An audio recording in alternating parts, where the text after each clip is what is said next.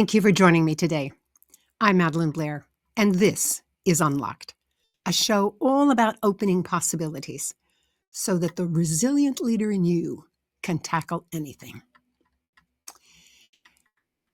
Both my guest and I have used the word unlock in our work. I use it to mean that we can prepare ourselves for moments when we feel overwhelmed or stymied or blocked so that we can unlock the resilient leader in us, decide our next step, and move on. My guest uses the word unlock in a slightly different way that expands on what that word unlock can mean to you. We'll explore that and much more in our conversation. And of course, the end, we're going to have grounds for thought. That short segment towards the end of the show, we'll be exploring another unlocking moment. So stay tuned to see what's brewing.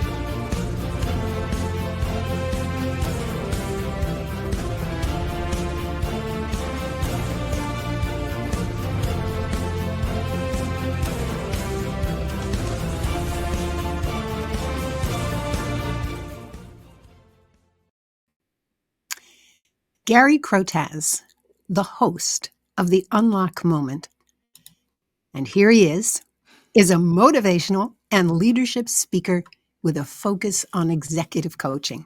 On his podcast and in his coaching, he focuses on unlocking talent and tells stories of, and I love this, ordinary people with extraordinary stories. Gary has clients in over 25 countries. His professional background includes membership on the Forbes Coaches Council and his award-winning book, The Idea Mindset, which was named Coaching Book of the Year by Henley Business School. Gary, Dr. Gary Crotaz, welcome to Unlocked. Madeline, it's such a pleasure to be here. Thank you so much for inviting me to come on. Well, you invited me onto your show, and I was just so excited about that. So this is great that we're going to have the ability to look at things from both sides. So I agree. I think it's a really interesting conversation we're going to have. Yes. All right. And before we get into it, I understand that you also used to dance. So I'm curious, what kind of dancing did you do? So I was a ballroom dancer from the age of 4 years old. It's been my life in dance. And in my mid-career, I became a professional ballroom dancer, so traveling around the world. I met my wife to dance together, actually, so that's how we met. And we ended up traveling around the world to compete in ballroom dancing competitions. And I'm still involved in the contemporary dance world in my retirement career, if you like. Fantastic. Well, I will just say one thing. My husband and I used to study ballroom dancing, and I don't think we had more fun than the 5 years that we studied there. I think we spent the entire first year giggling as we tried to learn. But it was great. It was great. And I love that world. All right. Well, now, as I listened to your podcast, I concluded that the unlock moment is a time when the world kind of shifts. Perhaps it was a traumatic experience. Perhaps it was an insight gained in a quiet moment. That's how I see it. Would you clarify and amplify what is your understanding of the unlock moment? It's a great question. And the reason why that's not such an easy question to answer is I'm still figuring it out as we go. So, which being a curious person, I think that is interesting for me. Where it started was I was fascinated by moments like breakthrough moments of clarity, and often people think about moments where they did a thing, like they quit their job or they Yep. got a promotion or the birth of their baby or something like that. Um, what I was interested in was the moments that are the moments when you figure something out that you didn't know before. Yeah. And when I was doing particularly deep work in coaching with people, the first time I named an unlock moment, the unlock moment, I've been working with somebody over the course of a number of months, and they've been working on a particular question that was in one moment a simple and also a really difficult question, which was, do I pursue happiness or do I pursue success? And actually, there's a lot of conflict and tension and compromise in that question. And they sat on it, struggling with it for many months. And then one day texted me at 4 o'clock in the morning and they said, I've got it. I want to pursue happiness.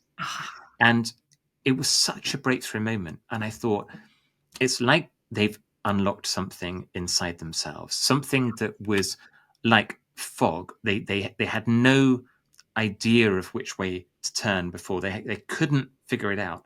And suddenly it was dramatically, remarkably clear. And after that time, forever clear. That's one of the characteristics of an unlocked moment. That was the thing. And I thought, this is interesting. This is interesting. So I started the podcast, and I started on this I didn't know where this journey was going to take me, but I wanted to have conversations with people and say, do you remember a time in your life or career where you remember exactly where you were, who you were with, what you were thinking when you had this remarkable moment of clarity? I think in my own journey of 2 or 3 or 4 moments like that, and people don't generally have many of them, they have a small number of them, but they are moments that I've discovered over time often point to your underlying sense of purpose, an underlying sense of really why you do what you do. And I was very interested when you were talking about the way you think about unlocked. It's very there is a real connection between the way you think about unlocked and the way I think about unlocked moments, because a lot of it does come down to resilience, and it comes down to resilience through authenticity.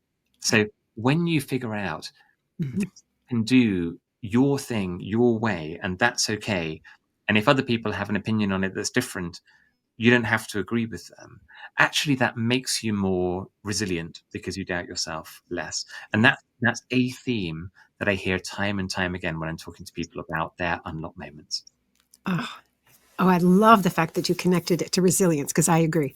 Because that unlock moment, you really begin to understand something about yourself Right, at right, a right. deeper level. And that's part of building yourself and preparing yourself to be more resilient, I is think that's knowing who this entity is. Yeah. I Oh, think love it. that's right. I think that's right. Now, okay, are you willing to give us one of your unlock moments? Well, the one that I often talk about, which I think is probably the first that I connect with that phrase in my own life and career. When I left school, I wanted to be a doctor, but I didn't really know why. But it was a path that I pursued, and I was at medical school. I'd gone all the way through like the lecture phase of medical school and onto the wards, onto the hospital wards, and doing all my hospital training. And I did a PhD along the way, and so I was 7 years through what in the US is called the MD PhD program, and the UK the MB PhD program. Um, and I had found lots of medicine interesting, but none of it something that I saw myself doing for decades ahead in my career. And I think I had felt uncomfortable and uncertain for a long time, but I didn't know what to do with that feeling. And I remember one day in my lab, and I was just walking down the corridor from one room to another, and this thought suddenly came into my head, and I remember walking down that corridor, and this is going back now about 20 years or so. And this thought came into my head: you don't have to do this if you don't want to. That was the thought. And that was an unlock moment for me, because it wasn't a moment of knowing what my options were. It wasn't a moment of knowing that I would leave medicine and pursue a different career. It wasn't a moment of deciding to quit. It was a moment of knowing that I could, if I chose, that I had agency, that I had control. Yeah.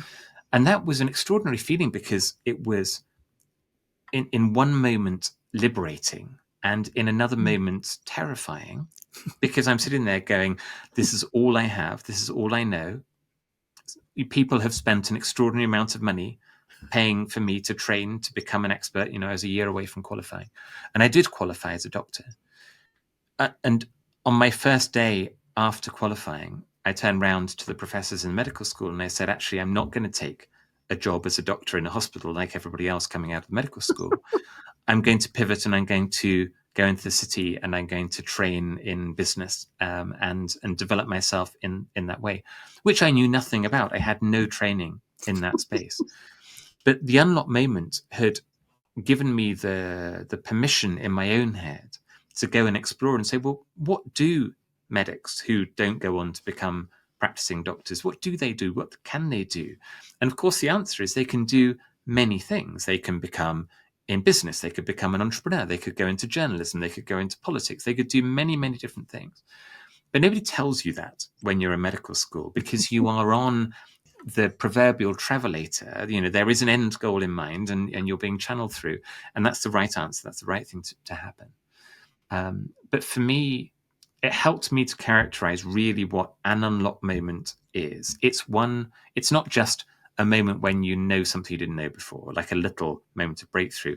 It's one where, for me, 20 years on, I can place myself right back in that place, and I can remember exactly what it felt like to be there.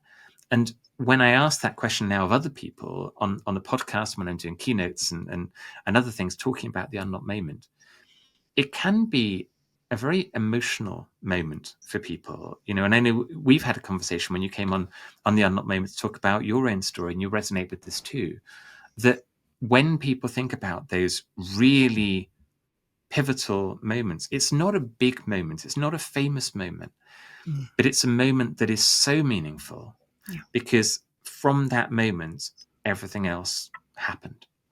Yep. Oh, wonderful. Thank you. Well, there is another curiosity that I have. I mean, my book is called Unlocked. And I remember the process of trying to decide, what am I going to call this book? Right. And unlocked was the best word to describe it. How did you come up with this additional piece, the unlock moment? That's a really interesting question. And I don't know that anybody's ever asked me that before. It's definitely, the moment was very clear, very easy, because it is, when it happens, it's instantaneous. When people say, oh, I remember over a period of time I became clear about that thing, I say, when was the moment when it happened? Oh, I was on a call with my boss, or I was speaking to somebody recently, and he was talking about a really powerful episode in his life, and he's talked about this elsewhere. His daughter suffered with addiction challenges and had a spell in rehab to help her to recover from that, and she has recovered. And he talked about the moment for him and how he felt taking his daughter to rehab, and what it made him feel about the vulnerability of being a parent. And he said, there was this day when I dropped my daughter off and I drove away. And I said, and within that day, when was the moment? And he said, when I was driving away and I looked in the rearview mirror and I saw her walking into the building. And that is the thing. So it's very clearly a moment. And if you can't find the moment, it's not an unlock moment. The unlock piece, I think, like you, is this idea that it's like a key in the lock, and it opens the door, and that door is forever unlocked. So it's not like a partial breakthrough. It is a radical remarkable breakthrough. For some people, they'll say, I don't know that I've had one of those in my life yet. And sometimes they haven't. Sometimes they haven't. It's not something that everybody's experienced. But when you have experienced it, you know exactly what it is. And often it's not something that you have thought much about. It's not often something that you've talked much about. And I've had people who said, I've never told this story before. I've never made this connection before, but I'm making it now. Yeah. And then you start to draw connections between the moment they talk about and what they're doing now. And I'd love, as part of this conversation, to explore yours, because I know, Madeline, for you that this is a really powerful concept, and you know what this is for you as I do for me. I think to bring that to life as a part of this conversation would be very interesting to do. Oh, I don't. Well, as I said on your podcast, I don't usually talk about this particular event because it was so dramatic. Mm. And I'll give you a somewhat abbreviated version. The moment began when the phone rang and I answered it, and my 20-something daughter said, "Mommy." Now, anybody who has children knows, especially grown children, you know it doesn't matter what their ages are, they're still your children. But they don't call you mommy when they're older. So I knew immediately something was wrong. Well, it turned out she had a brain tumor. And the ensuing events of dealing with that were, of course, certainly life-changing, because you suddenly realize not just your vulnerability, but the vulnerability of your progeny. I mean, this was my only daughter, my only child. But it all began, excuse me, it all began with that word, mommy. And this is the connection. When people are listening to this and thinking about, well, what is that moment for me? The follow-up question is, whatever you're thinking about in that moment, what's the link? What's the thread? What's the connection between that moment that you've thought about? You've chosen to pick this moment that is so meaningful for you in your journey, and what you do now. So for you now, this whole narrative around helping people build resilience, it makes so much more sense to say, why is it that that's what you do?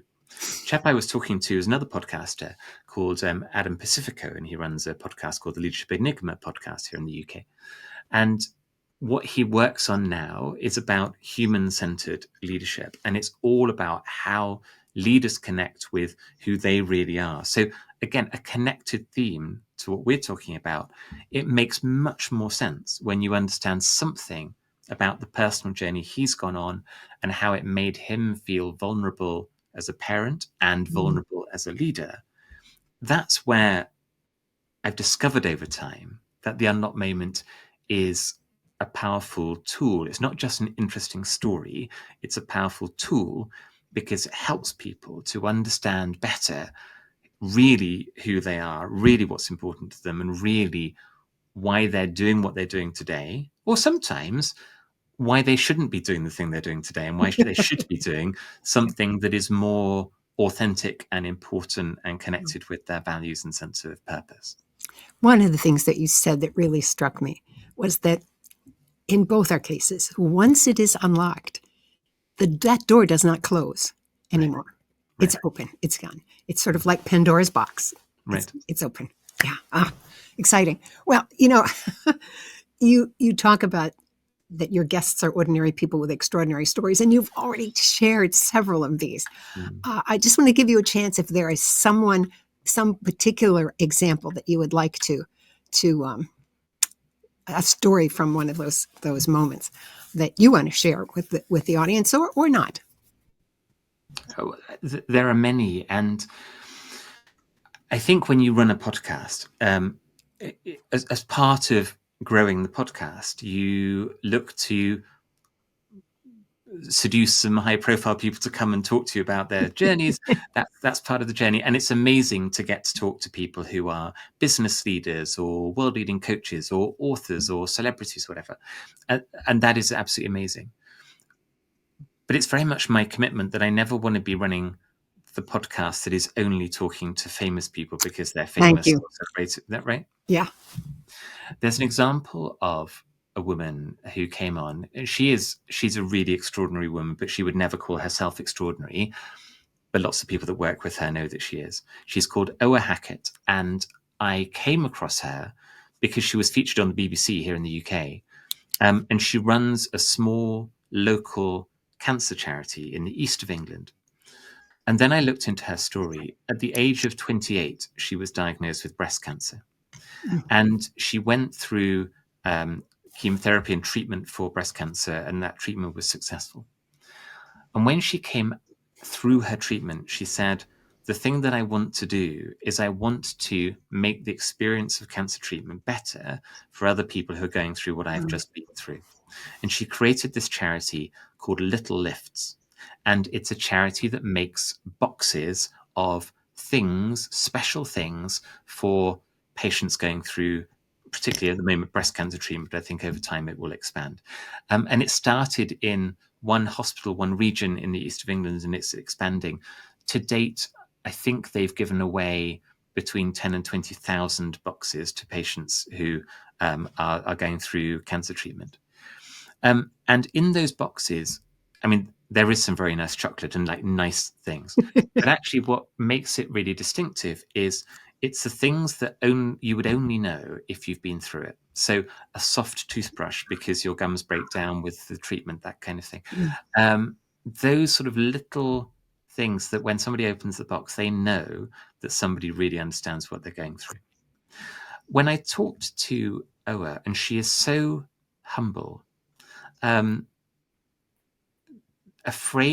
she used a phrase about feeling alone.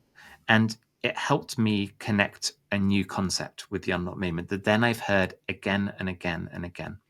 And it's a concept that I call alone with others.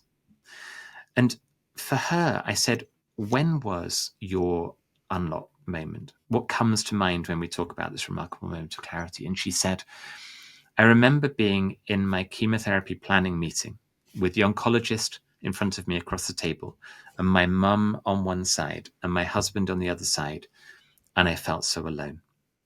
And I said, and what did you know about yourself in that moment that you didn't know before? And she said, I knew I was strong enough to get through this. And it's so powerful. And alone with others is a kind of aloneness that actually has a positivity around it. You are surrounded by people who love you and care for you and want you to succeed and can help you, of course. And you need to find those people and connect with them. But at a moment of crisis or a moment of change or a moment of transformation, it is also only you who will change your life.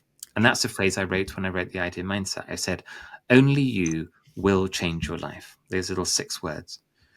And interestingly, when I searched for that phrase, only you will change your life, which feels like this alone with others in that moment, nobody had ever on the internet used those 6 words together. Many people had written, only you can change your life, or you can change your life, or you will change your life. Yeah.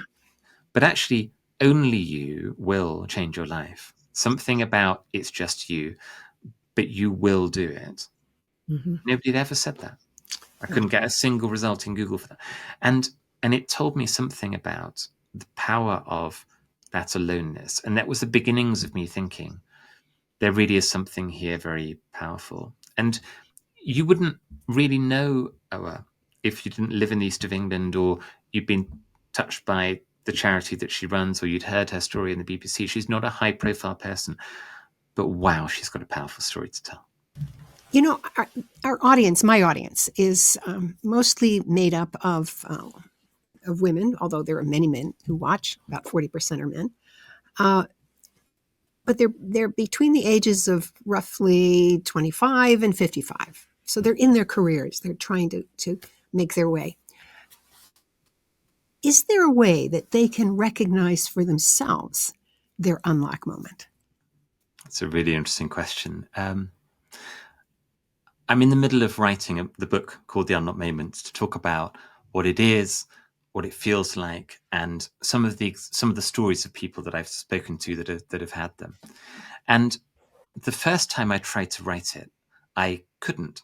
And that's because I was trying to write a book about the formula for having an unlocked moment. So I was like, if you follow this recipe, you will find this breakthrough and discover this unlocked moment. And then I realized there isn't a formula. So I can't write the book. So what I had to do is actually do what's implied by your question, which is you recognize them when they happen. So I think that there is something that you can do to make it more likely that you have one. But I don't think that there is like a life recipe that you can follow. So typically when I'm talking to people about unlocked moments, what characterizes one is you know when you've had one. It is sudden, it is remarkable, it's big, it's something really important, really central, core to you. And it probably didn't happen when you were trying to make it happen. So it probably didn't happen within a coaching conversation. It probably didn't happen within a time when you're sitting down and trying to figure out the answer to that difficult question. More likely it happened when you were walking down the street, doing the laundry, coming out of a conversation about something else, and suddenly you'll go, I know the answer to that question. And it is so clear suddenly in that time. Sometimes you can feel frustrated with yourself that it's taken so long to figure it out. So one example from actually an early conversation, I was talking to two professional dancers, and they were both very experienced dancers, danced together in a ballroom dancing partnership. And they'd been dancing together probably for getting on for 10 years together. They both danced in total for about 30 years through their lives. So they were very advanced, very high level, based in the US, and they traveled to Italy to train with a new coach over in Italy. And I said, and you're on that moment. And the girl in the partnership, she said, yeah, I remember that lesson. And he said, you're not on balance. And she went, no, I think we're on balance. Like we've been dancing together for going on for 10 years. We've been dancing in total for 30 years. We know how to be on balance. And he went, you're not on balance. And he moved them forward a few millimeters. And he went, now you're on balance. And that little movement gave them massive release of freedom and relaxation in their posture and in their poise. And they went, oh, we weren't on balance. But nobody had told us before. We hadn't figured it out. And we're professional dancers and the rest of it. And I said, and how did you feel? And she said, really angry. Angry that no one had said. Nobody pointed it out. Angry that we hadn't seen it. Delighted that he had and had given us this incredible insight that unlocked their ability to perform on a completely new level from what they performed at before, because that tiny movement had given them such freedom in their ability to move individually and together. But the feeling in that moment was frustration that it hadn't happened before because it felt so simple. So it's like that. If it's not clear, if it's not like a bolt of lightning hit you, it's probably not an unlocked moment. It might be a small moment of sort of progression. We all have those all the time. We figure parts of the journey, parts of the puzzle out. The unlocked moment is something that hits you like a kind of hammer to the side of the head and is like, okay, suddenly, yeah, I know the answer to that. Sometimes it is empowering. Sometimes it is about vulnerability. Sometimes it's, I have control, I have agency, I have permission. That's what mine was. Sometimes it's, you don't. Mm-hmm. And you have to give in and you have to let go. 3 people recently have used the same word about their unlocked moments. They didn't know each other. And they all used the word surrender. Yeah. And that was interesting. This was 100 conversations in on the podcast, and suddenly person after person after person is using the word surrender unprompted. And it's making me think that as I learn more, and as I said at the beginning, I'm still figuring this out. We're still figuring out what this thing is and what it does for you. I figure out that maybe I'm asking different questions. Maybe I'm creating a different space for people to explore, and people are going to a deeper place. And as we talked about with your example, these conversations can be deep conversations, really get to the heart of something that might be very difficult for a person to think about. And for that reason, maybe they don't spend much time thinking about it. Maybe they've blocked it out. Maybe they've shut it down. Yeah. And back to your core concept of resilience, we're resilient when we're able to face that stuff. Mm-hmm. It doesn't mean it's all fixed, figured out, Nope. resolved, Nope. but it's there and we're okay that it's there. And it's part of who we are, our whole self. Yep. That's right. Those moments, to me, they have to be, how do I say this? Yes, it changes us, but there's another subtle impact on us that, how do I say this? That in a way grows us. I'm not asking this question well, but I know you'll figure out what I'm trying to ask you. It's if I take the time to really think about my unlock moments, and in fact, I ask the people that I work with oftentimes, just think about moments in your life and write them down as little stories. Mm. Don't worry about if it's important or not. Don't worry about if it happened 5 minutes ago or when you were 5. That doesn't matter. Point is, you're in a way looking in a mirror at yourself. And then from what you're saying, there's going to be a time when one of those stories, they're going to go, aha, that was the moment. So what do you see as the true benefit? I'll call it the true benefit of, and I think you've intimated this as we've gone along.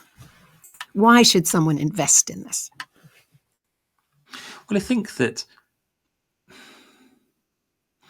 there are a lot of people who talk a lot about human-centered leadership, purpose-driven leadership. There's a lot of people who will feel as though as part of their journey in leadership and in life, they've invested in understanding more about themselves. They might have done a psychometric assessment. They might have invested in coaching, all these kinds of things. And they are all good things to do. The thing that I feel as though that doesn't necessarily get to is the deepest underlying sense of purpose that for some people is there, but they haven't discovered it yet. And when they discover it, it's life-changing. And so for some people, it might not be there. And, because not everybody has had this kind of breakthrough experience. Not everybody is even far enough through life for that really to be a thing. I figured out that I wanted to do what I do now in my mid-40s.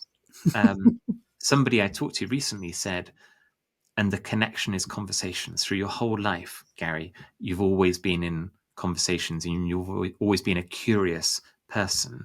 But, if you're in your 20s or 30s, for example, or even your 40s, it might just be not your time yet. Mm-hmm. For some people, they know exactly why they do what they do. And that's because, this is not, I'm not the only person that talks about this kind of thing, and people will get to that sometimes. But what I have found fascinating, the reason why it's become so much bigger a thing than when I started, is because how many times I talk to people and they find something through a very simple method that they haven't discovered before, a connection they haven't made before. Recently, I was talking on the podcast to a world-leading coach in Toronto who's called Andy Martiniello, and he's part of the 100 Coaches group in the US. And we were talking about his life and his upbringing. And I talked to him. I asked him these questions about moments when he remembers where he was, who was with, what he was thinking. And he was talking about leaving home for the first time. And the word he used for it was untethered. And it's like, when I left, I found this freedom and I felt untethered. And that didn't all necessarily go well initially, because I was learning to kind of control that freedom. But it felt like that release and that freedom, that exploration. And then we were talking about his career, and he was in sales, and now he's in coaching. And he said, actually, something that's really important to him is accountability. So he spends a lot of time helping people think about, how do I become and stay accountable, because that's how you get things done. And I said, great.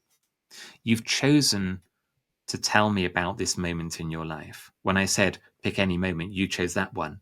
And the word you attached to it was untethered. And then I asked you, what's important to you now? And you said, accountability. And I went, what does accountability untethered mean? And he went, that's really interesting. And then he started to talk about that for the most transformational change, you must be accountable, but not in a rigid box. You have to retain that openness and that freedom and that uncertainty for as long as possible through time to find your maximum growth. Yes. And we came away from that conversation, and I was like, I didn't go into that conversation thinking accountability untethered. I didn't know that anybody has put those two words together in that kind of way. And it was the natural outcome of us exploring. And he came away with something new and different to characterize actually something that's really important to him, and where it came from. And this is what I want your listeners to be thinking for themselves, is when they think of that moment somewhere along their journey, it's just a moment they've chosen. They could have picked any moment. You picked a moment where you picked up the phone and your daughter spoke to you and used a particular word. And the fact that your brain, your mind, your soul connected to that moment.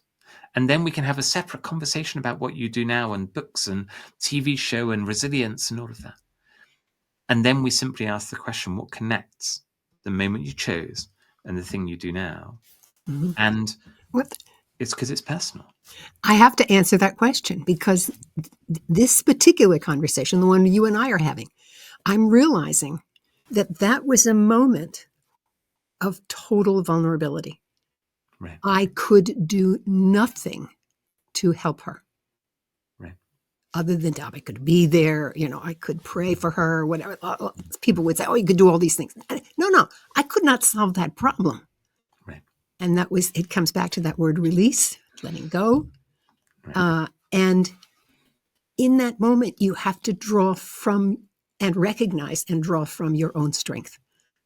And that's where the resilience comes in.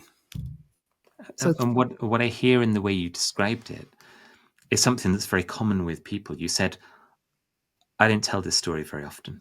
Yes. Sometimes when people talk about these things, they say, I never tell that story. Yes. I've never told anybody this. And that's okay. This is not about telling that story. Mm-hmm.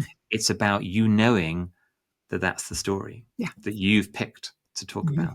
Yeah. I was doing a keynote recently at one of the UK business schools, and we did a little 10-minute demonstration of the unlock moment conversation, this little part of the conversation that we've been exploring with you as well.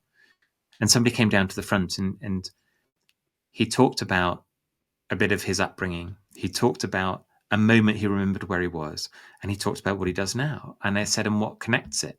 And he said, I don't know. I don't think anything connects it. So I don't get this thing that you're talking about. And I turned to the audience of about 100, 120 people, and I said, did you see it? Because I saw it. And they went, yeah, we saw it. And he came up to me after the session, 45 minutes after, and he said, so many people have come up to me and they said, there's this link between that story and what you do now. And he said, now I see it. Now I get it.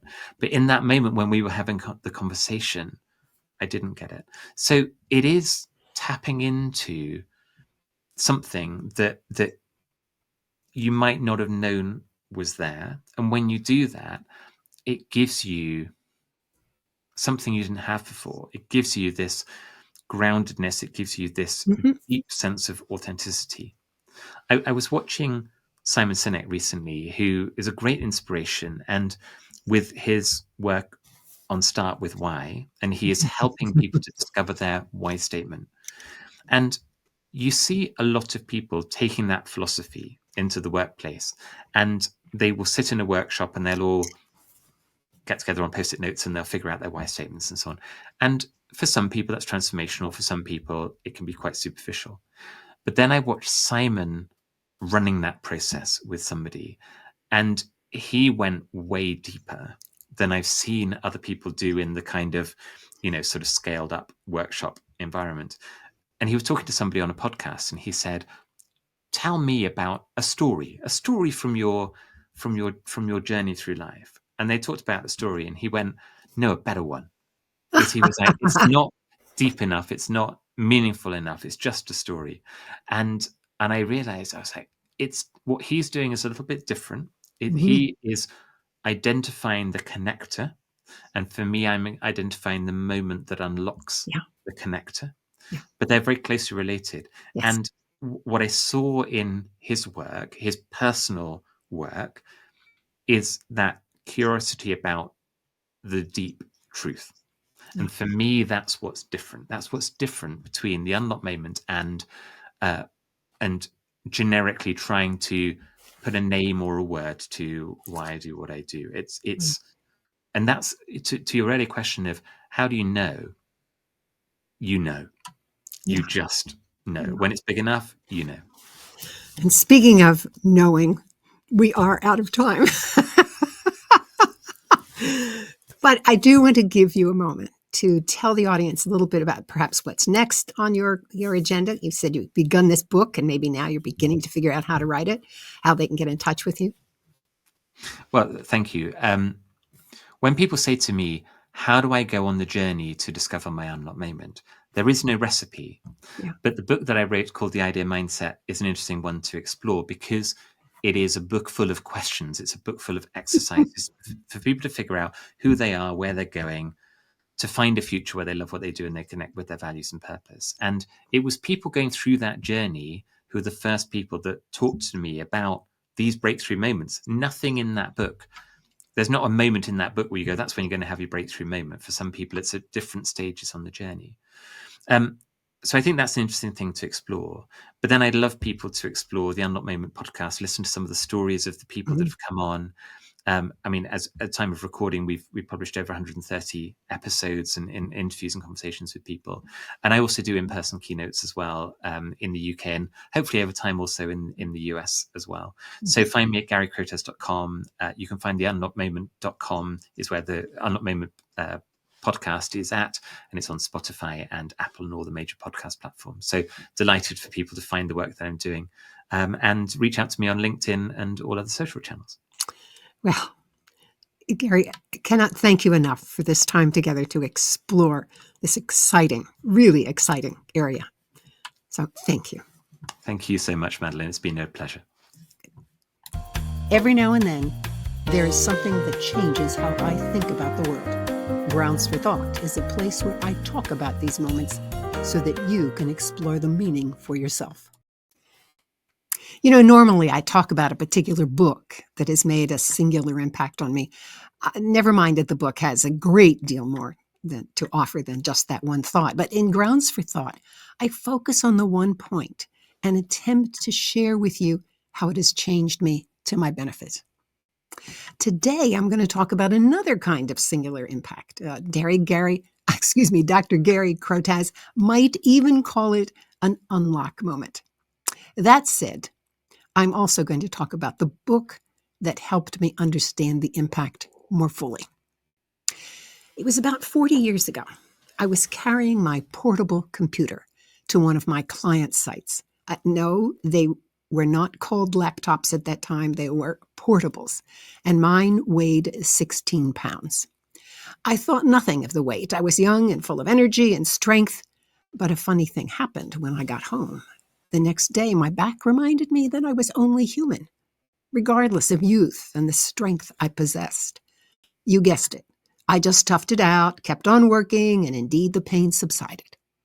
However, it kept coming back, whether I carried the portable computer or not. No matter what I did for some relief, nothing worked for long. I was complaining to a friend about the pain, and she said to me, "Madeline, you only have one body in this lifetime." That simple sentence stopped me in my tracks. I have only one body in this lifetime.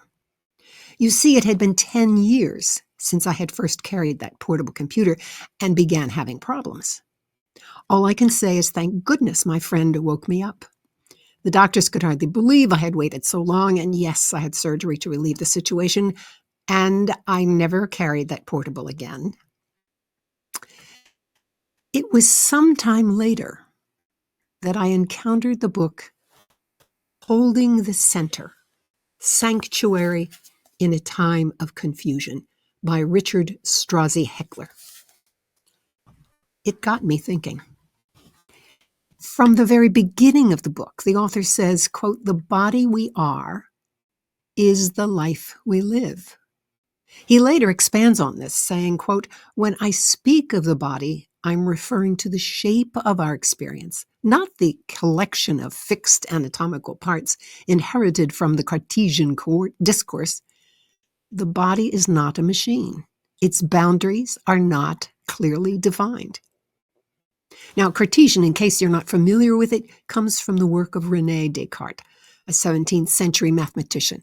If you have ever seen a graph that has vertical and horizontal lines and intersecting at right angles, that's called a Cartesian coordinate system. But he was also a philosopher and defined dualism, or the distinction between mind and body. He saw them as separate. Okay, I got thinking. For years, I had the notion that the body was Cartesian. It was something that was made of different parts, and it was separate from my mind, separate from my feelings, separate from my world around me. Yet, it is our bodies that respond to the world. And what Strozzi was saying is that when he sees the body, he sees it as a whole, including all the interactions it has with the environment, the situation, the purpose of an action, to those around us. And suddenly, the body became so much more that, in my case, 125 pounds of flesh. Suddenly, I began to recognize a larger meaning of the word embodied, as in embodied knowledge, for example. From this, I began to see that if my body was limited, my life was limited. I used to say, of course, it's limited. I can't sit for long periods of time with the pain, and that was limiting. But now I was beginning to see that the limitation was much broader. I began to see that my body could also limit the interactions with others. It could limit the creativity of my mind. It could even prevent me from seeing others around me. As Strozzi says, the body we are is the life we live. And our bodies are the only ones we get in this life. Does this get you thinking too? And if you want to have a satisfying life, part of achieving this is to get enough food to live, enough resources to acquire what would make you satisfied, enough knowledge to be competent to do what you want to do. The list goes on, and it's very long, but it's also to have a body that works. And for lots more, check out Holding the Center, Sanctuary in a Time of Confusion by Richard Strozzi Heckler. Yours is the only body you get in this life.